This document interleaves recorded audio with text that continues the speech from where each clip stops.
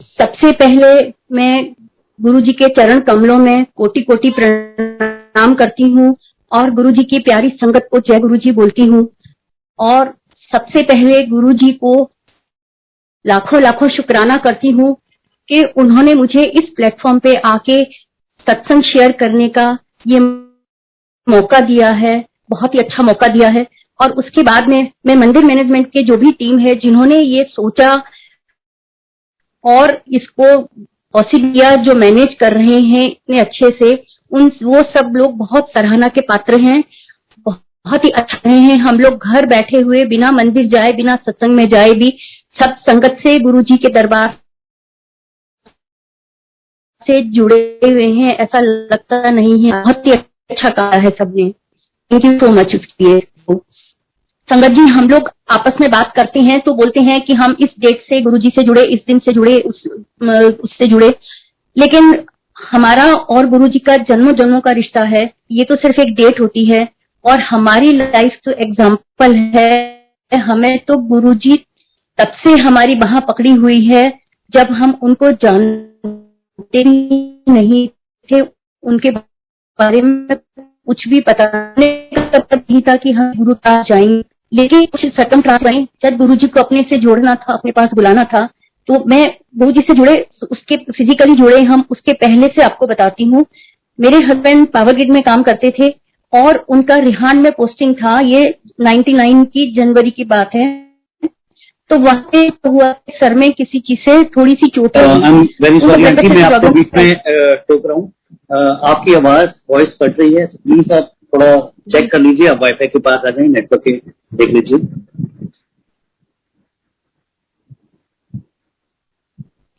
अच्छा,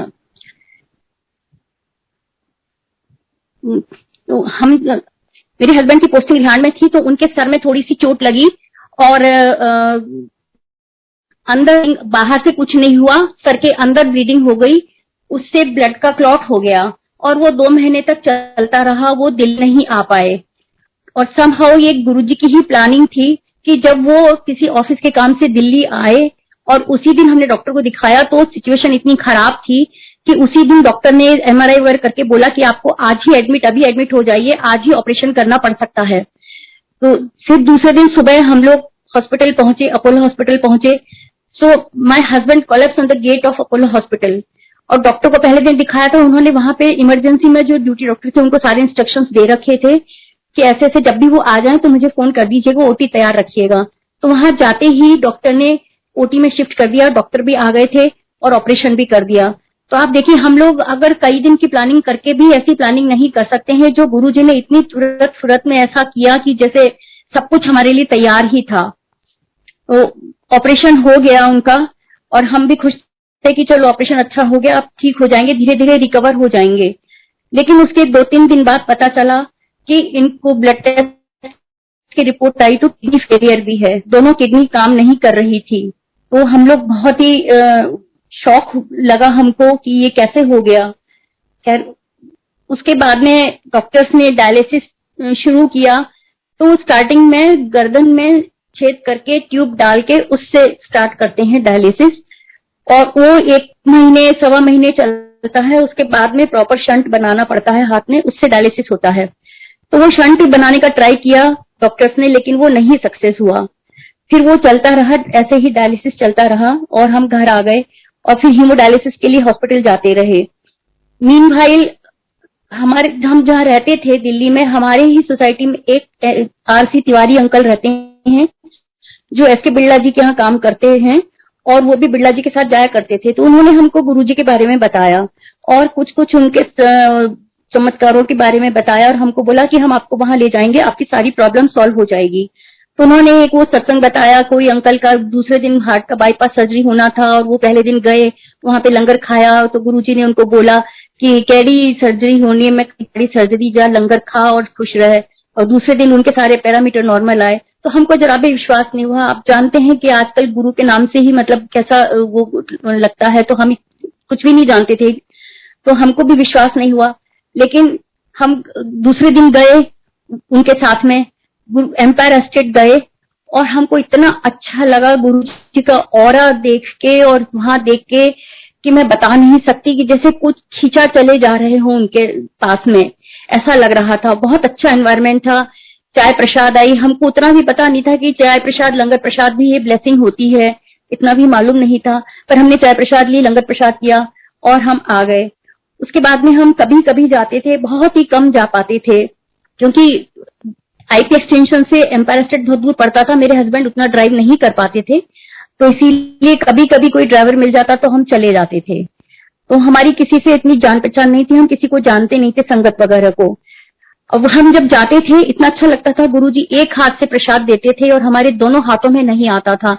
और हम लोग थोड़ा सा कुछ खा लें खाने के टाइम पे तो हमें खाना नहीं भाता है, लेकिन आधा किलो मिठाई खा के भी, वो प्रसाद की मीठा खा के भी हम लोगों को लंगर प्रसाद भी पूरा भा जाता था। ये गुरुजी का चमत्कार था। उसके बाद में पेरिटोनियल डायलिसिस, क्योंकि वो शंट नहीं बन पाया तो डॉक्टर्स ने पेरिटोनियल डायलिसिस शुरू करवा दिया, जो कि पेट में ट्यूब डाल के किया जाता है। उसके बाद संगत जी एक बार मेरे हस्बैंड गाड़ी ड्राइव कर रहे थे, आईआईटी फ्लाईओवर पे एक्सीडेंट हो गया। हमसे 2-3 आगे गाड़ियां थी, सबसे आगे वाली गाड़ी ने अचानक ब्रेक लगाया और हमसे पीछे वाली गाड़ी तक 4-5 गाड़ियां एक साथ टकराई। उसमें गाड़ी को कुछ नहीं हुआ, लेकिन शायद स्टीयरिंग मेरे हस्बैंड के पेट में लगा तो वो ट्यूब अपनी जगह से सरक गई और 2 दिन तक वैसे ही डायलिसिस होता रहा। और बाद में पता चला, लेकिन कोई प्रॉब्लम नहीं हुई, बाद में ट्यूब चेंज कर दी गई। उसके बाद में संगत जी 2003 में हम लोग वहां से गुड़गांव शिफ्ट हो गए, क्योंकि पावर ग्रिड ने वहीं जगह ले ली थी, वहीं सोसाइटी बन गई थी, तो हम यहाँ पे शिफ्ट हो गए थे। और संगत जी 2007 के अंदर मेरे हस्बैंड को हार्ट अटैक पड़ा, माइल्ड सा हार्ट अटैक पड़ा। ऑफिस में बैठे थे और वहां पे उनको चेस्ट में अनइजीनेस लगी, तो चूंकि ऑफिस में थे तो इनके कुलीग्स तुरंत मैक्स हॉस्पिटल ले आए। मैक्स हॉस्पिटल के पास ही ऑफिस पड़ता है और इधर पास में हमारा घर पड़ता है। तो 10 मिनट के अंदर उनको मेडिकल एड मिल गई। तो पता लगा, एंजियोग्राफी हुई, 2 आर्टरीज में ब्लॉकेज था और उसमें स्टेंट डाल दिया डॉक्टर्स ने। लेकिन बहुत माइल्ड सा हुआ, कहने को हार्ट अटैक था, माइल्ड सा हुआ था और कोई भी नुकसान नहीं हुआ, ठीक हो गए। उसके बाद में संगत जी पेरिटोनियल डायलिसिस चलता रहा। वो कहते हैं कि बहुत लंबे टाइम तक डायलिसिस करते करते पेरिटोनियम जो है वो एग्जॉस्ट हो जाती है और काम करना बंद कर देती है। तो मेरे हस्बैंड के साथ भी यही हुआ होगा। तो बहुत, तो उनका वेट बढ़ गया, 2-4 दिन के अंदर ही ड्रास्टिकली वेट बढ़ गया और उसमें जो डेक्सट्रोज होती है वो इनके ब्लड में मिलती गई, तो हमको पता भी नहीं चला। एक दिन बाथरूम में गिर पड़े और बेहोश हो गए, कोमा में चले गए थे समझो। उस हालत में मैं उनको अपोलो हॉस्पिटल लेके गई थी, तो वहां पे डॉक्टर्स भी देख के हैरान रह गए कि क्या हुआ। तो वहां पे इनके नेफ्रोलॉजिस्ट ने सारे स्पेशलिस्ट को बुला लिया। तो जो वहां के गैस्ट्रोन्टोलॉजिस्ट थे उन्होंने देख के कहा कि शुगर चेक करी, तो हालांकि मेरे हस्बैंड शुगर के पेशेंट नहीं थे, लेकिन चूंकि वो डेक्सट्रोज मिलती गई इसलिए it was beyond measuring, 600-700 sugar हो गई थी। 600-700 शुगर में आदमी का बचना मुश्किल होता है और कोमा में भी चले गए थे। तो उन्होंने ये सजेशन दिया कि जिस तरह से किसी को ग्लूकोज इंट्रावीनस चढ़ाया जाता है, उसी तरह से हम इनको इंट्रावीनस इंसुलिन की बोतल चढ़ाना शुरू करते हैं। लगातार कंटिन्यूअसली वो चढ़ती रहेगी तो वो शायद तोड़ के ब्लड में से शुगर को निकाले तो इनको होश आ सकता है, अदरवाइज तो बहुत मुश्किल है। तो जब वो इंट्रावीनस शुरू किया गया तो वो इंसुलिन ने जब तोड़ के शुगर निकाली, 1.5 दिन में इनको होश आ गया, कोमा से बाहर आ गए। तो डॉक्टर्स ऑल्सो टोल्ड की Mrs Agarwal you are very lucky person, ये 1.5 दिन में कोमा से बाहर आ गए, वरना एक बार कोमा में कोई चला जाता है तो कोई भरोसा नहीं होता, महीनों सालों साल लग जाते हैं। लेकिन यू आर वेरी लकी। मैंने मन में सोचा मैं क्या लकी हूँ, ये तो है उन्होंने बाह पकड़ी हुई है और उन्हीं की कृपा है, ये उन्हीं की मेहरबानी से हुआ है। उसके बाद में संगत जी इमरजेंसी में फिर से हीमोडायलिसिस शुरू करना पड़ा, क्योंकि पेरिटोनियम एग्जॉस्ट हो चुकी थी तो वो कर सकते थे। तो अब ये सवाल आया डॉक्टर्स और वो हो गया, तो अब दोबारा कैसे हुआ और इनकी हम जान नहीं सकते। हम सॉरी आंटी, मैं आपको फिर से कहता हूँ, आप प्लीज चेक कर लीजिए, आपकी आवाज काफी कट रही है। कुछ पहले से इंतजाम पे रखते हैं, एक रिलेटिव है उनके साले साहब डॉक्टर हैं। अच्छा, हेलो अंकल, आवाज नहीं आ रही? जी आंटी, बीच में आपकी आवाज ब्रेक हो रही थी, तो प्लीज देख लीजिए नेटवर्क। नेटवर्क तो ठीक है अंकल,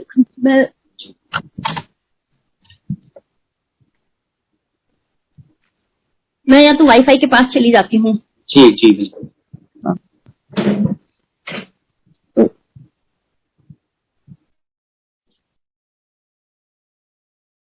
हेलो अंकल, अब आ रही है पूरी आवाज? जी आंटी ठीक है। हाँ ठीक है।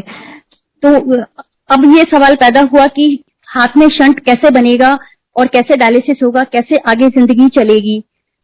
तो उस वक्त हमारे एक रिलेटिव हैं, तो वो बोले मेरे साले थे डॉक्टर, मैं उनसे बात करता हूँ। तो उन्होंने बताया कि मेरा एक फ्रेंड है डॉक्टर राकेश महाजन, जो अभी यूके से वेस्कुलर सर्जरी में स्पेशलाइजेशन करके आए हैं, तो वो बड़े आराम से सक्सेसफुली शंट बना देंगे।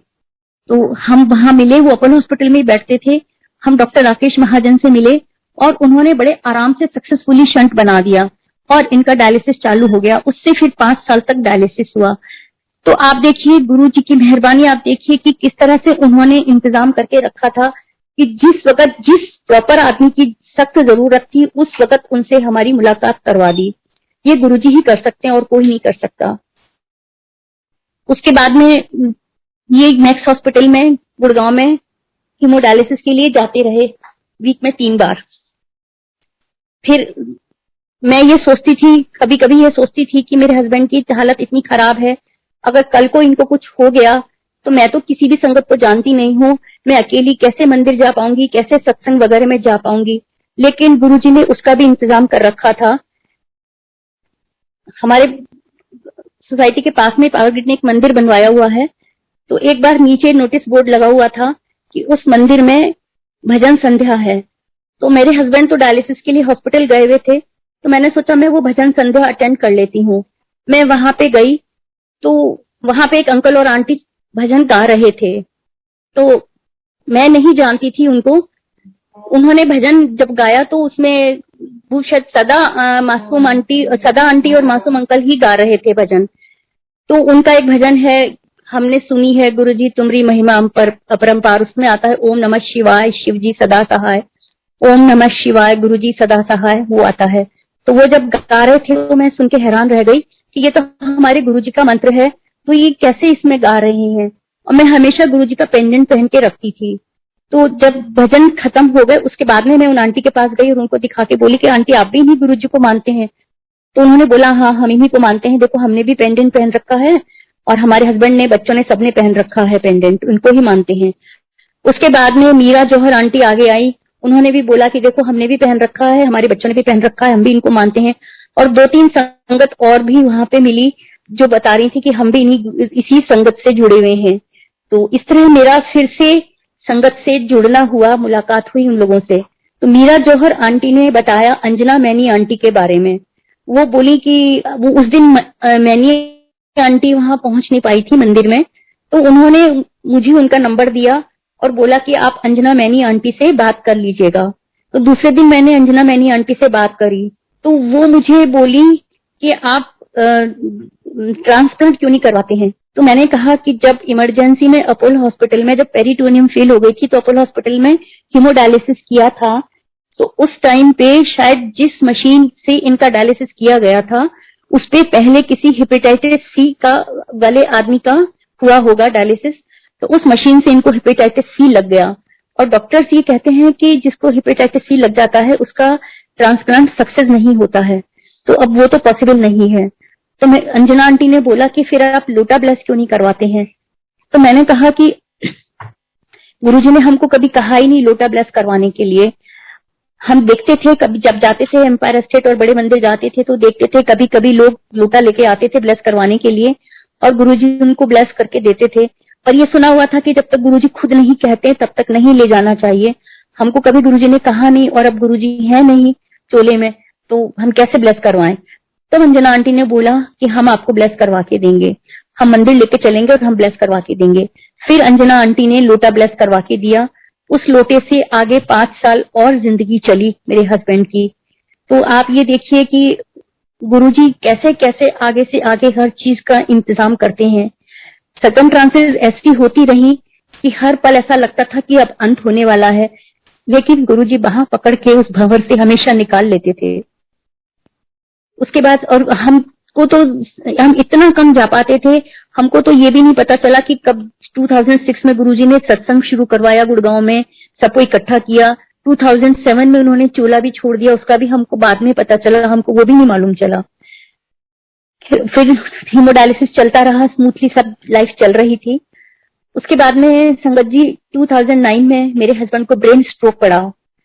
तो ब्रेन स्ट्रोक पड़ने से मतलब इतना ज्यादा नहीं हुआ कि कुछ मुंह टेढ़ा हो जाए या आधे अंग में हो जाए या कुछ काम नहीं कर पाए, ऐसा नहीं हुआ।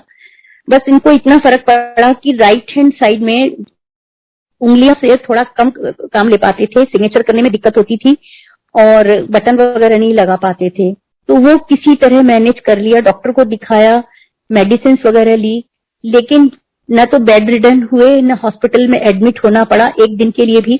और किसी को ऑफिस में भी ये पता नहीं चल पाया कि इनको ब्रेन स्ट्रोक पड़ा है। इतना मतलब आप देखिए, कर्म कटवाने के लिए गुरुजी ने इतनी बड़ी बड़ी बीमारियां दी, लेकिन इस तरह संभाल के रखा जैसे माँ अपने बच्चे को गोदी में उठा के रखती है। वो एक कहानी आती है ना कि एक व्यक्ति सी बीच पे चल रहा था, तो 2 पैरों के निशान देख के उसने गॉड से पूछा कि when I was in my most troublesome time, at that time you left me alone. यहाँ पे 2 ही पैरों के निशान थे। तब भगवान ने उनको बोला कि नहीं, वो मेरे ही पैरों के निशान थे, तुम्हारे ट्रबलसम टाइम में मैंने तुमको गोदी में उठा रखा था। संगत जी, हम तो जब से गुरु जी को देखा भी नहीं, उसके पहले से लेके आज तक गुरु जी ने हमको गोदी में ही उठा के रखा हुआ है। अदरवाइज तो हमारी जर्नी पता नहीं क्या होता, हम सोच के भी रूह कांप जाती है। उसके बाद में संगत जी 2010 में शिलोंग में पावर ग्रिड की मीटिंग हुई, मैनेजमेंट कमेटी की मीटिंग थी। तो उस टूर में हम लोगों का भी जाना हुआ। तो गुवाहाटी तक फ्लाइट जाती है, गुवाहाटी से शिलोंग 5 घंटे की बाई रोड जर्नी है। तो हम गए, मीटिंग खत्म हो गई, पावर ग्रिड के सारे ऑफिसर्स थे। वापस शिलोंग से गुवाहाटी के लिए हम लोग कार में रवाना हुए, सब अपनी अपनी कारों में, कोई थोड़ा आगे थोड़ा पीछे। उस वक्त उस इलाके में सबका नेटवर्क खत्म हो गया था, किसी का मोबाइल चल नहीं रहा था। हमने 2-2.5 घंटे की जर्नी करी होगी कि हमको लेफ्ट हैंड साइड टर्न लेना था ड्राइवर को, और लेफ्ट में बहुत नीचे तक गहरी खाई थी, तो ज्यादा दबा नहीं सकते थे, और सामने से ट्रक आ रहा था जिसको राइट टर्न करना था। एंड उसी टाइम पे इनके आगे जो इनके कुलीग जा रहे थे, उन्होंने फोन किया, एकदम से 2 सेकंड के लिए फोन बजा इनका, और उन्होंने पूछा एसके तुम कहां तक पहुंचे। इन्होंने बस उसी टाइम ट्रक ने टक्कर मारी ड्राइवर के साइड में, और इन्होंने इतना बोला, अरे अरुण हमारा तो एक्सीडेंट हो गया, तुम गुवाहाटी पहुंच के दूसरी गाड़ी भिजवा देना। और उसी क्षण वो नेटवर्क खत्म हो गया, मोबाइल बंद हो गए, जैसे वो मैसेज सुनवाने के लिए ही गुरुजी ने नेटवर्क चालू किया हो उस टाइम पे। और वो चले गए। उसके बाद में हम लोग वहां पे गाड़ी तो चल नहीं रही थी, बंद हो गई थी। हम गाड़ी बंद करके ग्लासेस चढ़ा के सीट के नीचे दुबक के छुप के बैठे रहे उतनी देर तक गुरुजी का नाम लेके, क्योंकि रात का समय हो रहा था, बहुत तेज बारिश हो रही थी और घनघोर जंगल था वहां पे, और टेररिस्ट इलाका था। कहते हैं वहां टेररिस्ट को पता लग जाए कि गाड़ी में कोई गवर्नमेंट ऑफिसर है तो वो किडनैप करके ले जाते हैं। पहले भी एक बार कोई पावर ग्रिड के ऑफिसर है मिस्टर दास, उनको किडनैप करके ले गए थे, उनको 10 महीने तक अपनी कस्टडी में रखा था उन्होंने। तो हमको बहुत डर लग रहा था। हम सीट के नीचे दुबक के जैसे तैसे बैठे हुए थे, और वहां से गुवाहाटी वो पहुंचे, उनकी कुलीग वहां से उन्होंने दूसरी गाड़ी भेजी, फिर 2-2.5 घंटे की जर्नी करके वो गाड़ी हम तक पहुंची। हम सेफली उस गाड़ी में गुवाहाटी पहुंच गए, और वहां पे उन्होंने होटल में कह भी रखा था कि हमारे कुलीग का एक्सीडेंट हो गया, वो रात को देर से पहुंचेंगे, आप किचन में खाना रखिएगा, बंद मत करिएगा। और हमको खाना भी मिल गया। तो आप देखिए उस हालात में कुछ भी हो सकता था, पता नहीं क्या हो जाता, लेकिन गुरुजी ने पूरी तरह से प्रोटेक्शन दिया हुआ था। गुरुजी हमेशा अंग संग रहे हमारे। उसके बीच में मैं बताती हूँ संगत जी, मेरी जो बड़ी बेटी है उसकी 2009 में शादी हो गई, बहुत अच्छा घर मिला, बहुत अच्छा लड़का मिला, सब हो गया। उन्होंने आपस में एक दूसरे को पसंद कर लिया था। अच्छा, हम जब गुरुजी के पास जाते थे तो देखते थे कई कई संगत लोग आते हैं, फोटोग्राफ लेके आते हैं अपने बच्चों के मैच के लिए और गुरुजी को दिखाते हैं कि गुरुजी ये ठीक है, वो ठीक है। गुरुजी उनको सजेस्ट भी करते थे, ये नहीं इससे करो। तो मैं मन में सोचती थी कि छोटी बेटी के लिए हमको मैच ढूंढना था, तो मैं सोचती थी गुरुजी तो है नहीं, हम किसको पूछेंगे, कैसे हमको पता चलेगा कि कौन सा मैच ठीक है, कौन सा नहीं, हम कैसे डिसाइड करेंगे। लेकिन गुरुजी ने वो भी प्रॉब्लम अपने आप सॉल्व कर दी। 2011 में गुरुजी के महासमाधि दिवस के दिन अंजना मैनी आंटी मेरे को बोली कि ओल्गा आंटी के यहाँ सत्संग है, चलो वहां चलते हैं। तो हम दोनों वहां चले गए। वहां सत्संग अटेंड करके हम निकले तो 4 साढ़े 4 बज गए थे। तो अंजना आंटी ने बोला कि चलो हम गुरुजी के मंदिर बाहर से ही मत्था टेक के फिर गुड़गांव चलेंगे, आज महासमाधि दिवस है तो हम माथा टेक के चलेंगे। मैंने कहा ठीक है चलो। तो हम गुरुजी के मंदिर गए, वहां पे माथा टेका और फिर हम गुड़गांव के लिए रवाना हुए।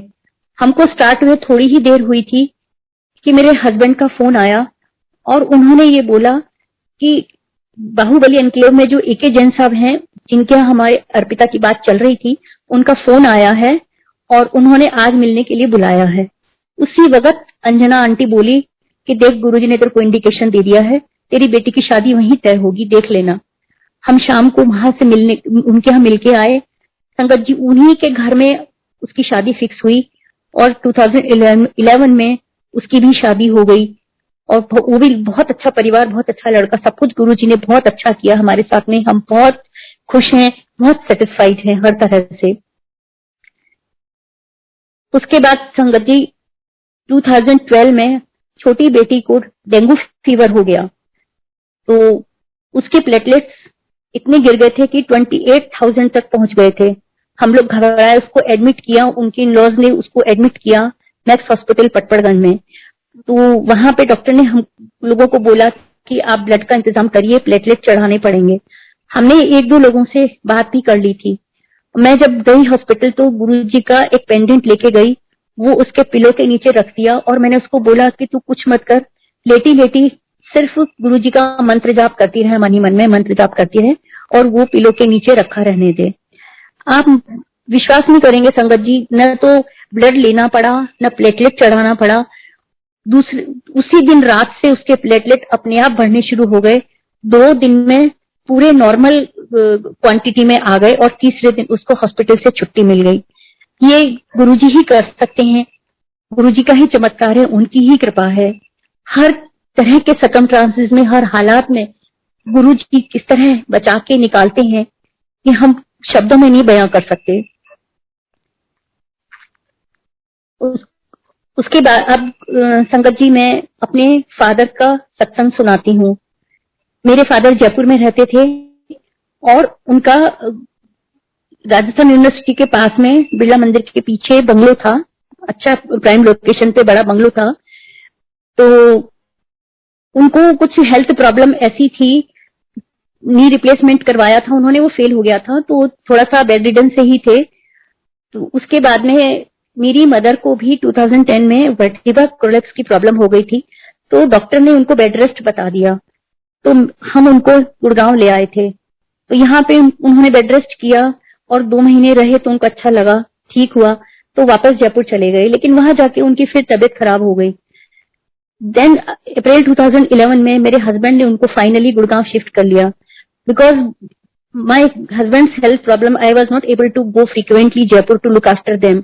तो उनको यहाँ लाने से हम सारा सबका ही हेल्थ प्रॉब्लम एक साथ देख पाते थे, तो उनको हमने शिफ्ट कर लिया। तो उनको यहाँ बुला लिया हमने, तो उस मकान को रेंट आउट कर दिया।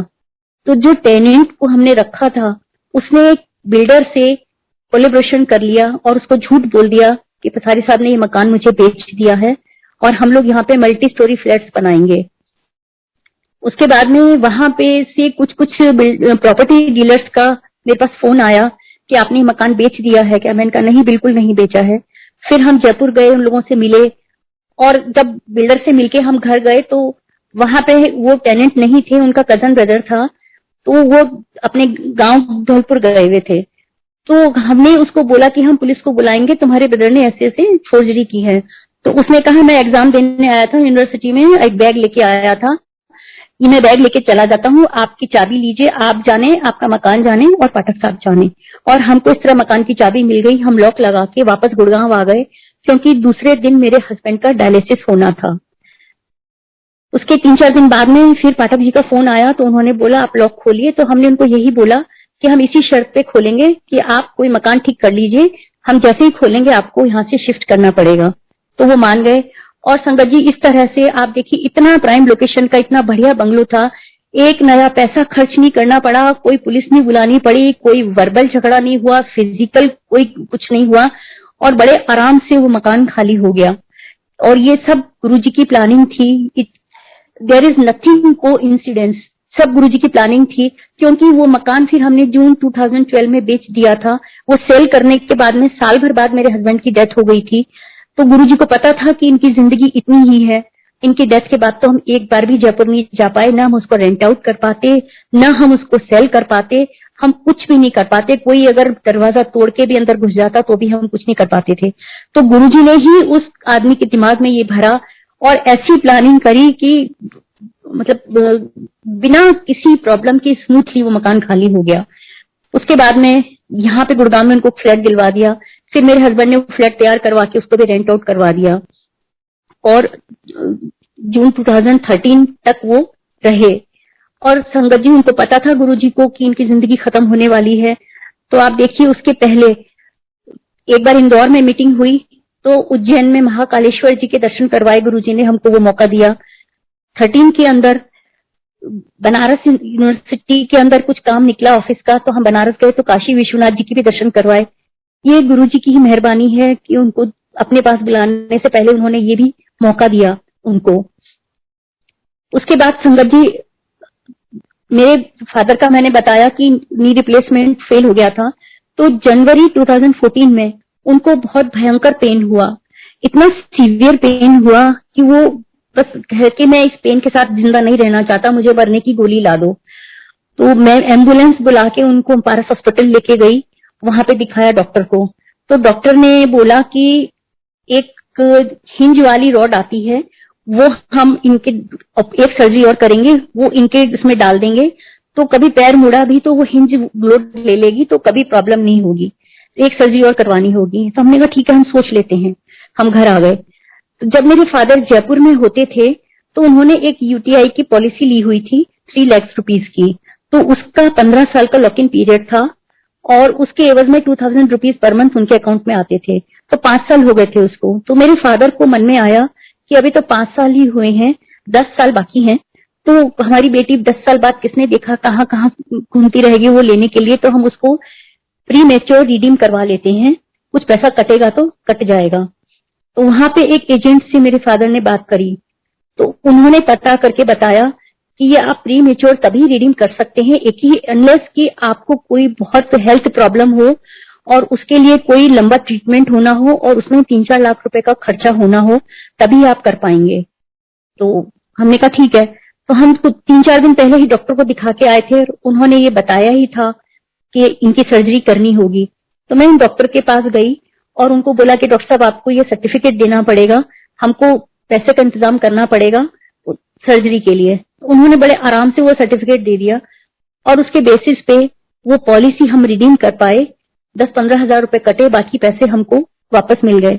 और संगत जी, आप देखिए, उसके बाद में मेरे फादर का नी पेन भी खत्म हो गया, मतलब बहुत बियरेबल हो गया। उनका सेक होता था और पेन रिलीफ ऑइंटमेंट लगा देते थे दिन में 2-3 बार, लेकिन जो इतना अनबियरेबल था बहुत ही कम हो गया।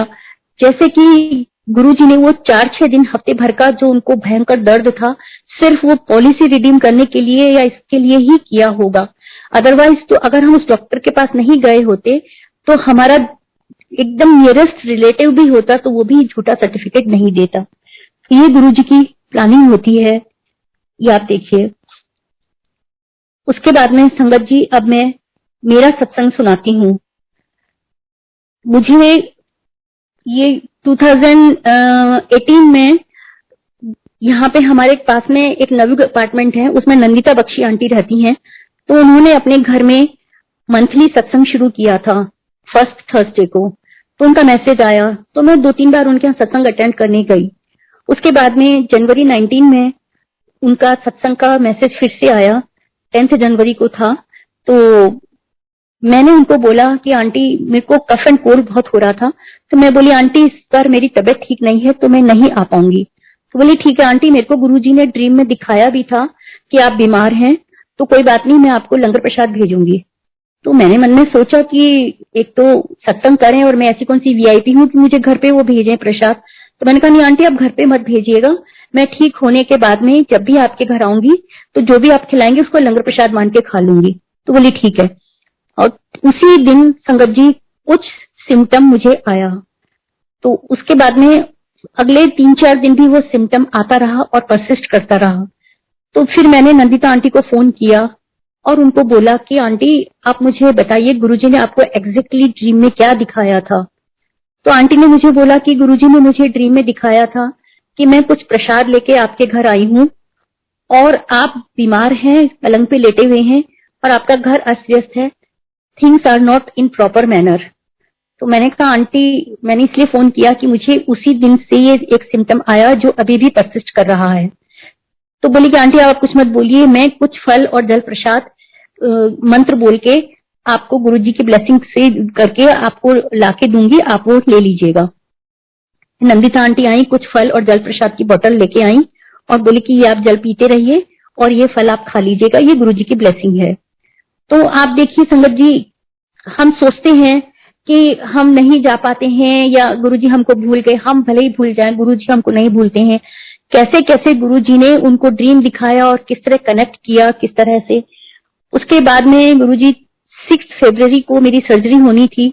डॉक्टर ने हॉस्पिटल में मुझे ओटी में शिफ्ट कर लिया था, लेकिन सर्जरी करने के जस्ट पहले उनके दिमाग में आया कि पहले हमको बायोप्सी कर लेनी चाहिए। तो उन्होंने बायोप्सी का सैंपल भेज दिया। 4-5 दिन बाद में सैंपल की रिपोर्ट आई तो इट वाज मैलिग्नेंट। तो उसके बाद में 15 फरवरी को मेरी सर्जरी हो गई और वो जो सर्जरी में जो निकला था उसका भी सैंपल बायोप्सी के लिए भेजा गया। उसकी रिपोर्ट आई, वो रिपोर्ट हमने 4-5 डॉक्टर्स को दिखाई। एवरीबडी टोल्ड, हर बड़े हॉस्पिटल में दिखाई, एवरी डॉक्टर टोल्ड कि there is no need of chemotherapy at all, because आपको बहुत स्टार्टिंग में पता चल गया, केवल रेडिएशन का कोर्स लेना होगा, उसी की जरूरत है। तो आप देखिए संगत जी, गुरु जी ने कर्म कटवाने के लिए इतनी बड़ी बीमारी का नाम दिया और किस तरह उसमें से भी मेरे को बचा के निकाल लिया गुरु जी ने, कि आप सोच लीजिए। मेरा रेडिएशन भी, अच्छा उसके बाद में 15 फरवरी को सर्जरी हुई, उसके 10 दिन बाद ऐसा हुआ मेरे रूम में थोड़ा सा पानी गिरा हुआ था, मुझे पता नहीं था और मेरा पैर स्लिप हो गया। मैं इतनी बुरी तरह गिरी थी कि मेरा राइट लेग तो मुड़ गया था और लेफ्ट लेग पूरा स्प्लिट हो गया था। थाई और हिप के बल में इतनी बुरी तरह जमीन पे गिरी थी कि मैं बता नहीं सकती।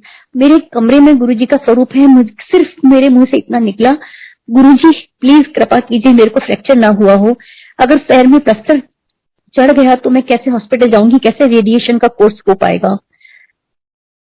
एनीवेज आप देखिए, और 15-20 दिन तक मैं वो पोर्शन कहीं टच नहीं कर पाती थी, पलंग पे चेयर पे कहीं बैठ नहीं पाती थी, खड़े खड़े नहाती, खड़े खड़े खाना खाती, या तो खड़े रहूं या लेटी रहूं। इतनी बुरी तरह गिरने के बावजूद फ्रैक्चर तो दूर की बात है, गुरुजी ने हेयरलाइन क्रैक भी नहीं होने दिया। मैं हॉस्पिटल भी जाती रही, मेरा रेडिएशन भी होता रहा, मुझे कहीं कोई बाधा नहीं पड़ी ट्रीटमेंट के अंदर। और ये देखिए कि किसी को रेडिएशन भी लेते हैं उस दौरान कोई कोई साइड इफेक्ट होते हैं, मुझे न कोई वॉमिट हुई, न कोई एपिटाइटिस लॉस हुआ, न वीकनेस लगी, न चक्कर आए, कुछ भी नहीं हुआ। मैं कार से उतर के पैदल नीचे डिपार्टमेंट में चली जाती थी और रेडिएशन के बाद में भी ऊपर पैदल ही आती थी कार में बैठने के लिए, और हंसते खेलते मेरा रेडिएशन का कोर्स पूरा हो गया, मुझे कोई प्रॉब्लम नहीं हुई। ये गुरुजी की कृपा है, इसके अलावा और कुछ नहीं है। उसके बाद में संगत जी मैं बताती हूँ लास्ट ईयर की बात। फरवरी 2020 में वहां नवयुग अपार्टमेंट में ही एक सरला आंटी रहती हैं, वो एवरी वेडनेसडे को अपने घर में सत्संग रखती हैं। मैं 1-2 बार उनके यहाँ भी गई, सत्संग के लिए गई थी। तो फरवरी 2020 में नंदिता आंटी का ही फोन आता है और वो मुझे कहती हैं कि आंटी, सरला आंटी का फोन आया है, उन्होंने मुझे बोला है कि आपको ये मैं बता दूं कि आज आप अपनी मम्मी को लेके आइएगा सत्संग में, ये गुरुजी ने कहा है। तो मेरी मम्मी को जैसे मैंने बताया वर्टिब्रा कोलेप्स की प्रॉब्लम हो गई थी, तो वो ज्यादा देर बैठ नहीं पाती हैं। दूसरा वो प्याज लहसुन भी नहीं छूती हैं, तो इसलिए वो घर में तो गुरुजी को मानती हैं पर सत्संग वगैरह में नहीं जाती हैं। तो जब गुरुजी का आदेश था तो मैं उनको लेके गई। वहां जाते ही सरला आंटी देख के बड़ी सरप्राइज हुई।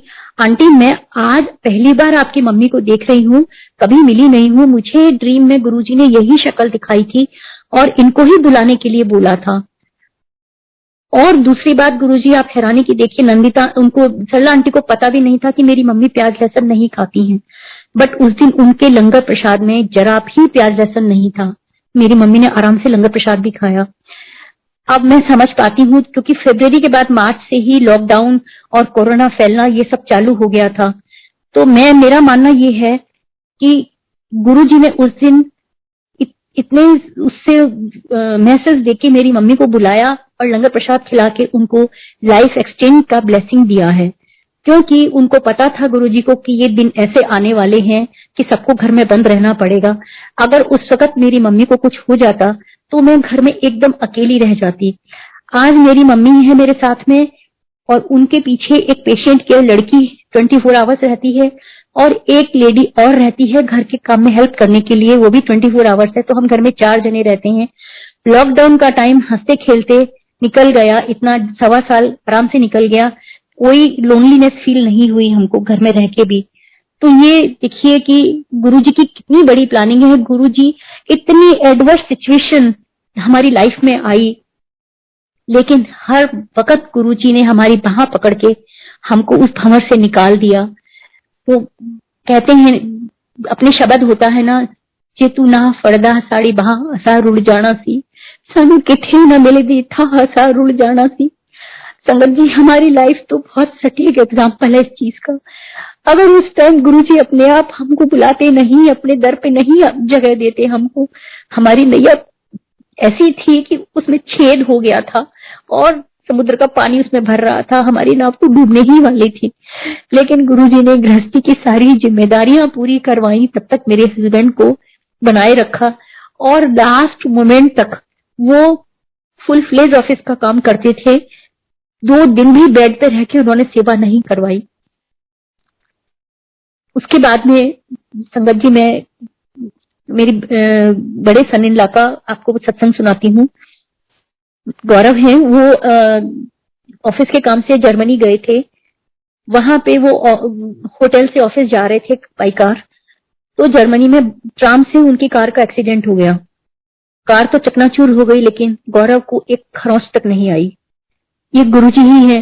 जबकि मेरी दोनों बेटी के इन लॉज जैनी हैं, जैन्स हैं, वो गुरुजी को जानते भी नहीं थे, मानते भी नहीं थे।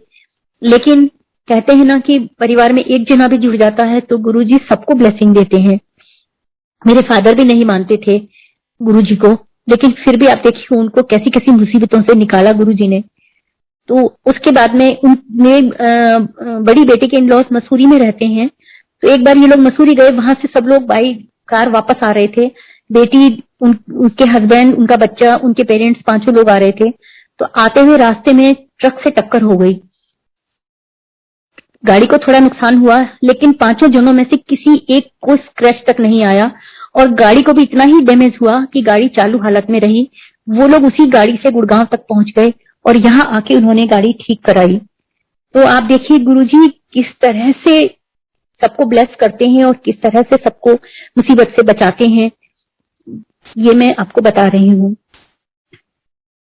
और संगत जी मैं ये बताती हूँ कि गुरुजी हमको वही देते हैं जो हमारे भले के लिए होता है, वह नहीं देते जो हम चाहते हैं। इसका मैं आपको एग्जांपल देती हूँ। 2001 में टेहरी हाइड्रो डैम कॉर्पोरेशन में डायरेक्टर टेक्निकल की पोस्ट की वांट निकली थी।